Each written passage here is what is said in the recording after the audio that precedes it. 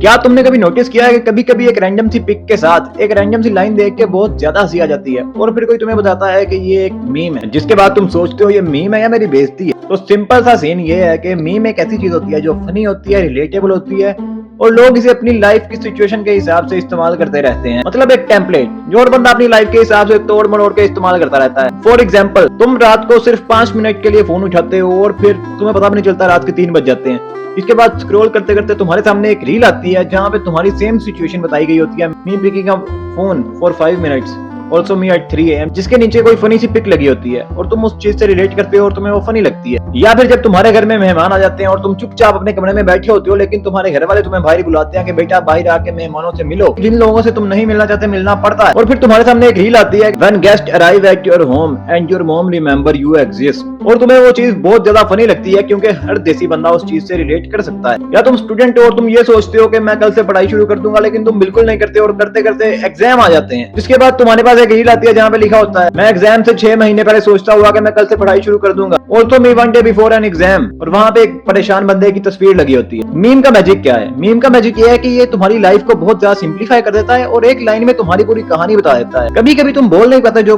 चीजें तुम फील करते हो, लेकिन एक मीम वो सब कुछ बता देता है। इसीलिए मीम्स वायरल होते हैं क्योंकि तुम सोचते हो कि भाई ये सिर्फ मेरे साथ नहीं हो रहा, सबके साथ हो रहा है, और तुम इन्हें शेयर करते हो दोस्तों में, कजन्स में, फैमिली में, ग्रुप्स में, और सब रिलेट करते हैं उस चीज से। तो नेक्स्ट टाइम जब तुम किसी मीम पर हंसो तो ये बात जरूर सोचना, क्या तुम उस मीम पे हंस रहे हो या फिर तुम अपनी जिंदगी पे हंस रहे हो। बट अगर तुम मोटे हो तो सब्सक्राइब कर दो क्योंकि मुझे मोटिवेशन चाहिए, लेकिन अगर तुम पतले हो तो फिर भी सब्सक्राइब कर दो क्योंकि मुझे ज्यादा मोटा भी नहीं होना।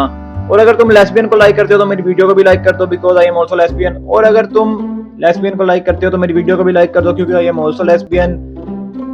बाकी बाइसेक्सुअल्स मिलते हैं मीम क्लासेस के अगले पार्ट में। Bye bye bye you gay.